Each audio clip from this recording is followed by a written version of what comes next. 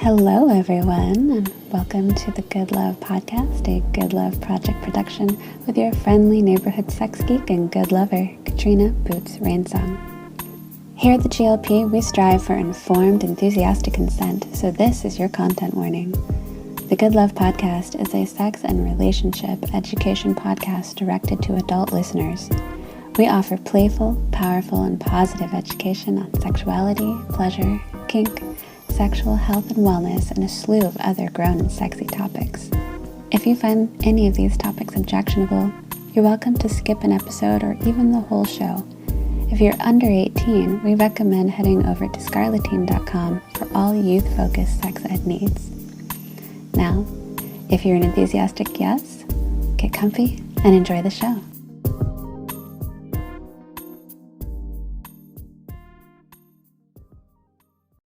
Today we're talking about one of my favorite topics, kink. I wanted to start with something a little simple, a little easier. We're going to talk about kink, BDSM, and fetishes a lot on this podcast. So before I dive headfirst into my most favorite realms to talk about, let's start with something simple, or maybe not so simple, coming out. So you've figured out that you're kinky. Perhaps you'd like to try a dominant submissive or DS dynamic, experiment with some sadomasochism, or finally tell your partner about a particular fetish you have. But what if you're already in a relationship, a non-kinky, quote-unquote, vanilla relationship? Your partner has known you for a while now, potentially a few years, as this non-kinkified person. How to approach them with this newfound information about yourself? And when and how might you ask them to join you?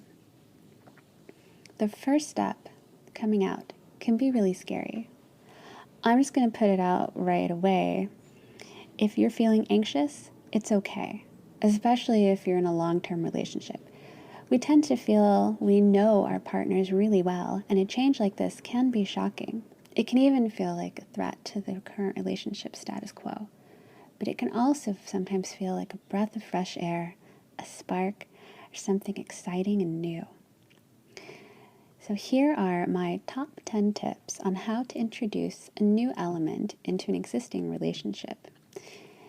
Now, I'm going to be talking specifically about BDSM, but a lot of these tips can also work if you're wanting to introduce polyamory or non-monogamy, or even tantra or sacred sex practice into your existing partnership.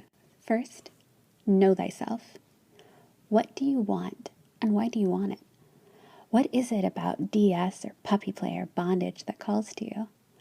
What roles and experiences are you interested in trying? What would you like your dynamic to look and feel like? I can only assume that if you've figured out that you are kinky, you've been doing a little bit of exploring already. Whatever the case may be, now is a good time to really reflect on yourself. Journaling or talking with a friend that you trust can really help here. It's more than just knowing, oh, I like XYZ, but really sinking into what is it that XYZ makes you feel?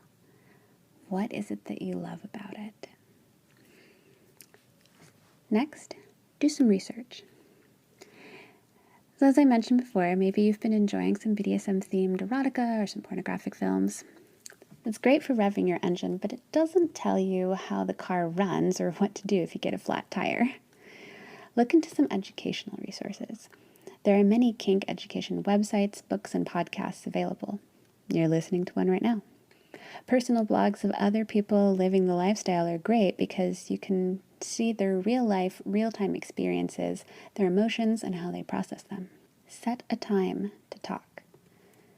When you feel like you have a pretty good idea of what it is you're desiring, and you feel confident explaining it, practicing in front of a mirror with a trusted friend, again, is a good idea. Let your partner know you'd like to set some quality time for the two of you so you can share. Do not try to have this conversation in passing or when the two of you are under stress. Turn off your phones and keep distractions to a minimum. Maybe send the kids to a friend's house so you can really sink in with each other. Also, during intimacy is not always the best time to bring up a prize such as this. So try over coffee instead. Be prepared for concerns and questions. If your partner is 100% new to kink ideas, be prepared for some concerns or even some discomfort. Try not to take any knee-jerk reactions to it personally. It's good to have an idea of common concerns or misconceptions about DS or whatever element you're proposing, and have answers, or better yet, resources to share. Don't overwhelm your partner, just let them know you have resources for them if and when they are ready to learn more. Know that this will likely be a multi-part conversation. In our ideal fantasy, we tell our partner about a secret desire and they say, "Oh, darling, I've been just waiting for you to bring that up. Let's do this." Typically, though, opening up a new relationship dynamic or bringing in a new element will take some time. Be prepared for multiple talks before any changes happen, if they happen. Indeed, you probably should have multiple talks before taking any action. Make suggestions for exposure. So your partner is feeling like maybe they might be into exploring some kinky sex or BDSM, or at least learning more. Remember those resources you collected? This is a good time to start sharing them.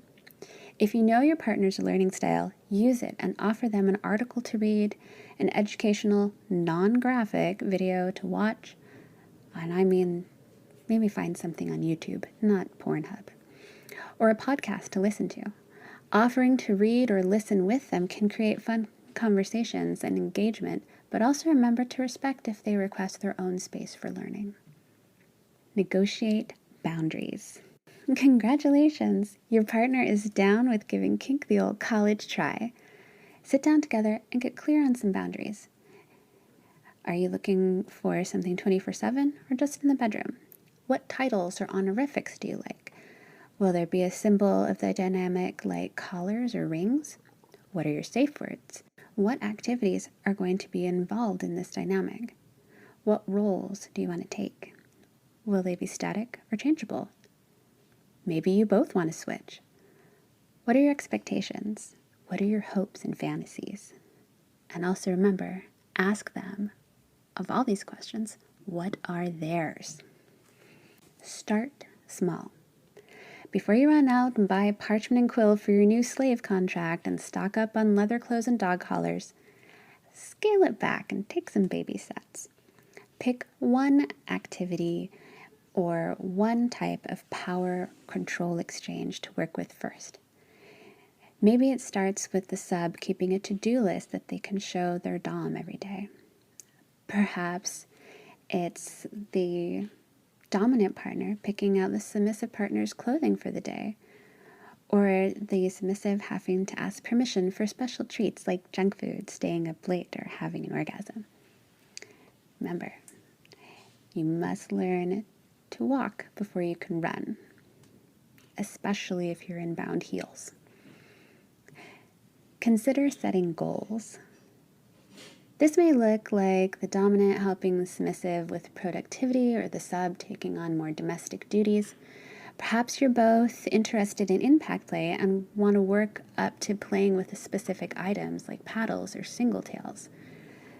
Be sure that you are both clear and enthusiastic about the things that you want to try or work your way up to, and have a plan. Make it fun. Lastly, keep the conversation going and keep learning. Take workshops together. Keep reading books and listening to those podcasts. Keep a diary of your journey so you can look back on it and see what you've discovered. I highly recommend getting involved in your local kink community, if your town has one, so you can be supported in your adventure.